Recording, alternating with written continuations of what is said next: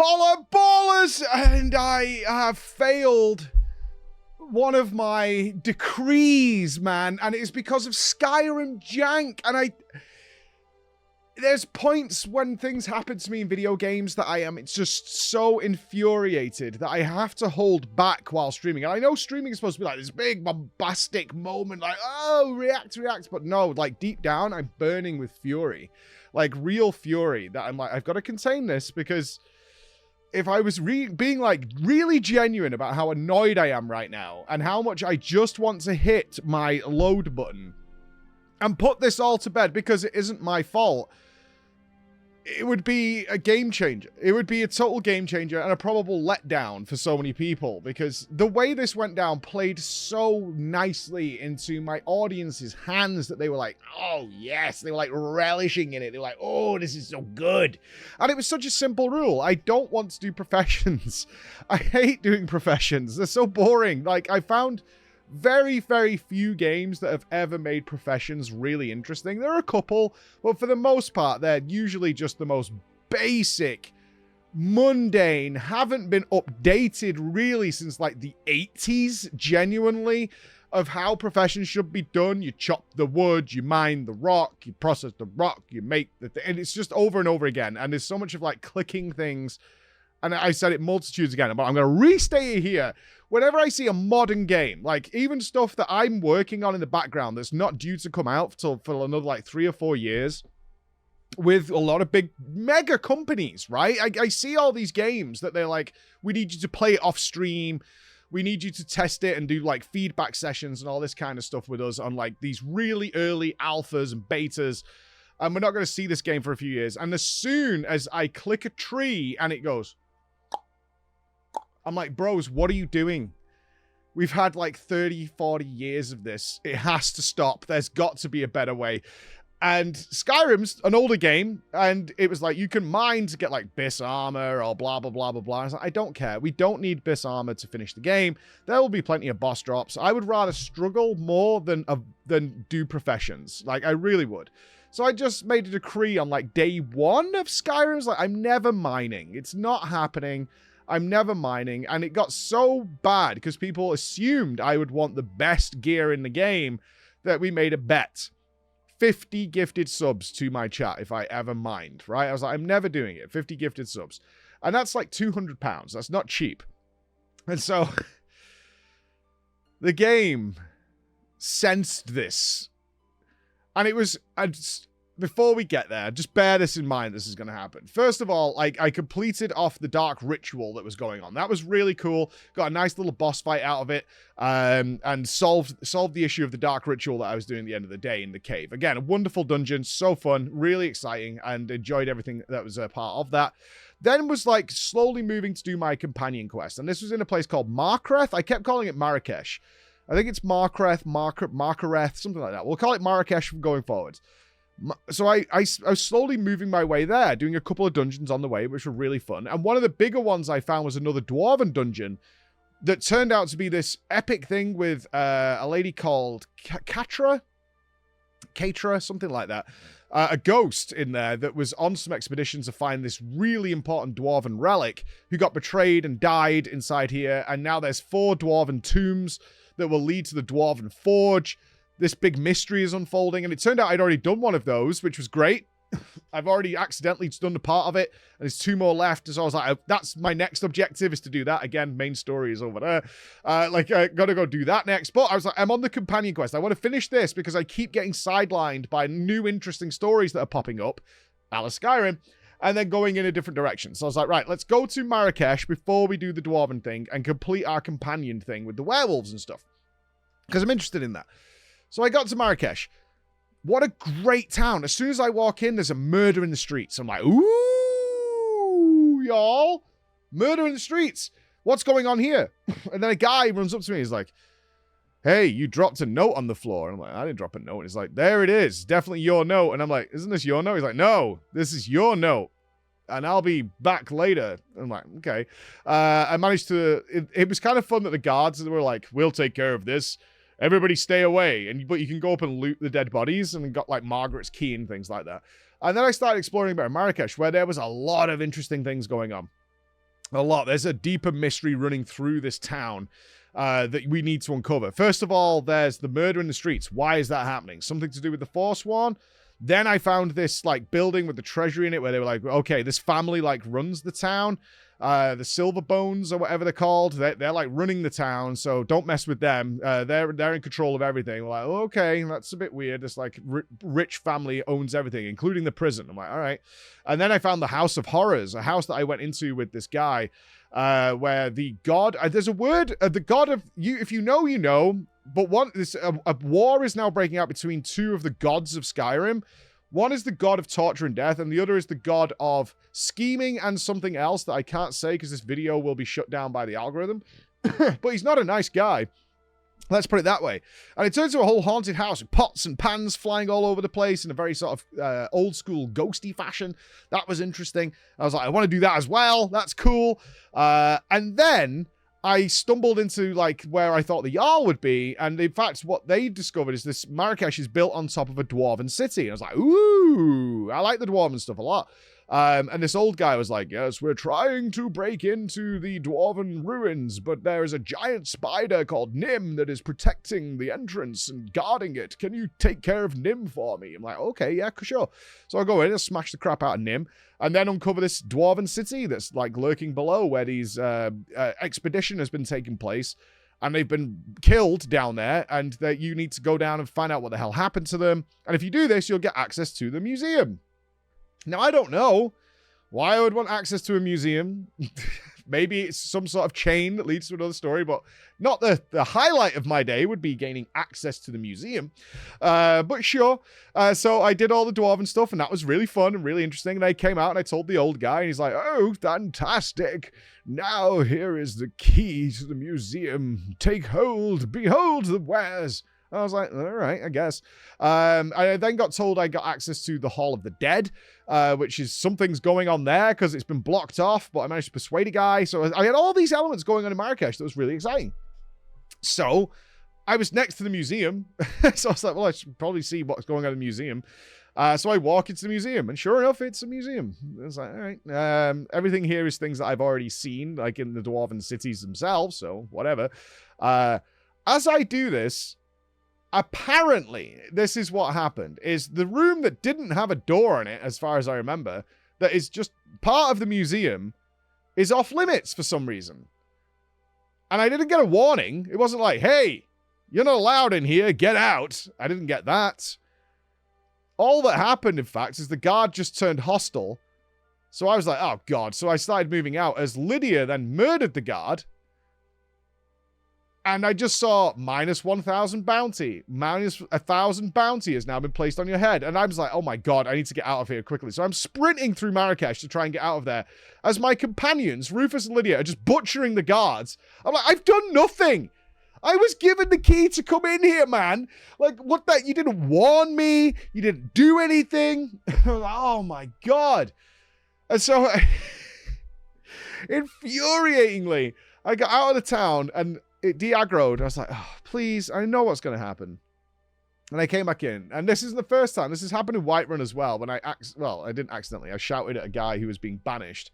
And I got sent to jail, which is in the mine. So I'm in jail. And the only way of getting out of this jail is to mine. You have to mine silver in order to get out of the jail. And I was refusing. I was like, I am not doing it. As my audience is like, oh, yes, yes. And then I found like a trade quest to get a shiv. It's like you trade the scuba with this guy, and then you take this to this guy, and then he gives you this thing, and then this guy gives you a shiv ultimately. I was like, right, now I've got a shiv. Maybe I can like jimmy the lock. Maybe there's a hidden exit. Maybe somebody's got a key. No. So then I started crouching and like trying to pickpocket people. I was like, somebody must have a key or something in here, right? One of these is working for the guards or something. No. Literally the only way out was to mine. I hadn't done anything. I had done nothing to warrant this situation. I know it sounds silly and it's like, well, just mine, but it was the principle of the matter. And after like 25 minutes, I was like, I have to mine. I have to. I had to click it, and I did pay up. I paid my 50 subs to my chat. Infuriating. But I did get out. And what made it even worse is as the story continued to unfold, I discovered the links between this rich family actually had imprisoned the king of the Forsworn down in the mine and had kept him imprisoned there, yet were allowing him to control the Forsworn on the outside via letters, but under their authority, which was actually a double cross because he was doing that to let them think that he was under their control, but he was actually plotting revenge and all this kind of stuff. But it came to my realization while this was going on, I ended up back in the mine again is the point.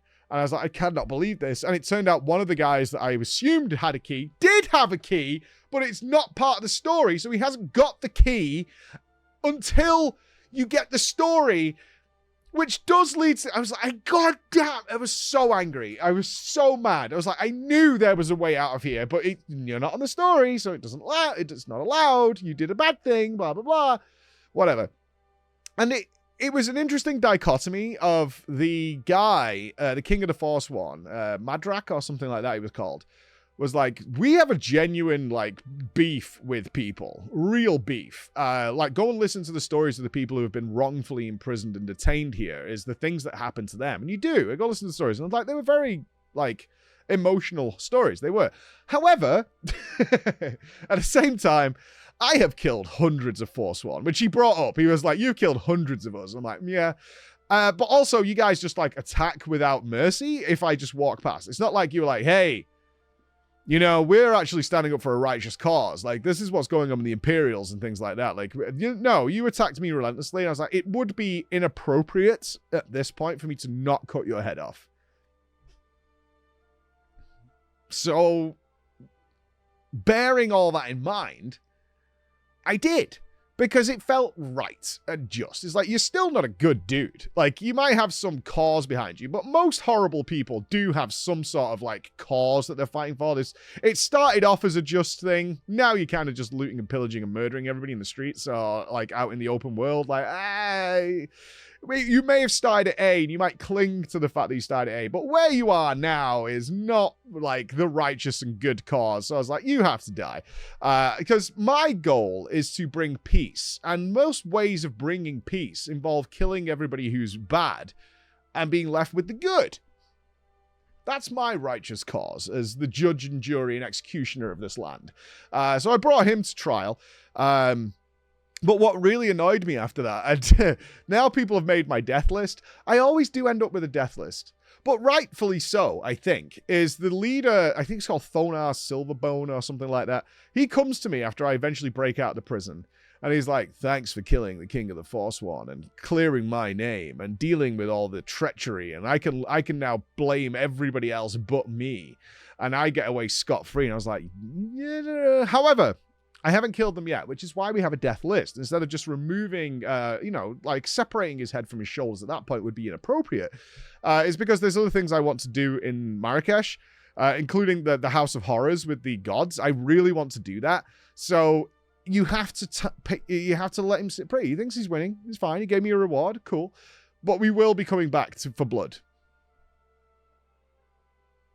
You're on the list. That is your goal. That you're on the list. But this story that I'm telling you on day, 5 of playing Skyrim is exactly the point of why people love this game. And I totally see it, why people love this game. And it's a case of, like, the framework, as I said. It's this probably, at least for now, unless this completely goes off the deep end, which it might do, is the biggest example of the journey, not the destination, that I've seen in a very, very long time. And I know the game's really old, which is why it often occurs to me, and I try and reiterate this, is the latest and greatest game that comes out, the big quadruple A, blah, blah, blah, blah, blah, and all that is like, that's fine. That's fine. But this stuff here that you're, like, not going to play because it's older or whatever, is like, well, Skyrim came out at, like, 14 years ago. I'm not going to play that old game. It's like, dude, there's some really good stuff here. Like, and that goes endless, right? Final Fantasy IV. It's one of my favorite games. Chrono Trigger is one of my favorite games. That stuff is like from the 90s, right? Like early 2000s, right? Like these games are phenomenal content-wise. And just because the gameplay looks a little antiquated, it works for its time. And I always find that after like half an hour in an older game, it's normal. You just don't think about it anymore. Like the graphic style, you don't think about it. And with Skyrim, of course, you can mod it to hell and back and see what's going on. So that's been really cool. And it leads me with my next objectives, none of which involve the main story at all. Like in any way. I've got more stuff to do with the companions, like that's actually evolving into like trying to cure the werewolfism. Lycanthropy, I guess we could call it. I don't really want to do that. I like having the option to turn into a werewolf, and just that's what I did to the leader of the Forsworn, is I just turned into a giant werewolf and shredded him to pieces and then ate his soul. That was great. So like, I don't really want to do that, but I'm interested to see where the story plays out and maybe deny it at the end. Like, no, I'm fine with this, because the guy, the old guy at the companions is like, we were around for thousands of years. Lycanthropy was only like a couple of 100 years ago. Like, they seem to think, and it's very realistic in that regard, despite we're talking about werewolves in this medieval fantasy setting, is like, because the generations that are alive today don't remember anything different than when they were born and their grandparents were alive, is they don't know that they seem to believe we were always like lichens or whatever. Like, no, we were around for thousands of years before this. This is a new thing. And this old guy's like, I don't think we should have this. Like, we don't need it. We never had it in the past. And it makes us impure. That's a word that I'm always like, impure. I don't know about that. And so we should rid ourselves of this impurity kind of thing. And I'm like, I'm kind of cool with being a werewolf on demand, right? That's pretty awesome. I'm not waiting for a full moon or anything and having to be strapped down. I can just pop into werewolf mode and pop out just as quickly. So I'm totally down for it. So we'll see how that plays out. I think I'm probably nearing the end of that. But everybody's poking. One of the bigger things that's happening right now is people poking me. It's like, you should try this. You should try this. So I think my current goal is to do the companion stuff. Then I think I want to do the Dwarven stuff. Finish off. I want to do the House of Horrors first with the gods. That sounds really interesting. Then probably do the Dwarven stuff. And then maybe look at what the Dawn Guard's about. They're very pushy. A lot of the guards are like, you should go and check out the Dawn Guard because they're vampire hunters. And I'm like, oh, okay. That might lead to like Dracula or something. I don't know. And go on with that. The weakest thing, people keep asking me, what's the weakest part, is the dragons in general. Every dragon fight is just a complete cacophony of jank crap. Every time. And it happened again this day. As a dragon just loomed over me, and they're not threatening at all in any way. I assume we'll get stronger dragons later, but the dragons that I generally fight out in the world are just awfully programmed AI messes of absolute fail, is what I would describe them as. They never land because the ground is slightly uneven, even though it's a big open space. Like, no, I can't land there. So you end up like trying to maneuver them around just so you can fight them. Or you'll end up diverting to bows and just shooting them down because they're rubbish. But they're crap. They're absolutely awful. So all that stuff is the janky stuff, which I guess is main story stuff. But it is what it is. It is what it is. So hopefully tomorrow I will I want to align myself with the King of Torture. I like the sound of him. He sounds fun. All right. So we'll let you know how that goes tomorrow. Bye, guys.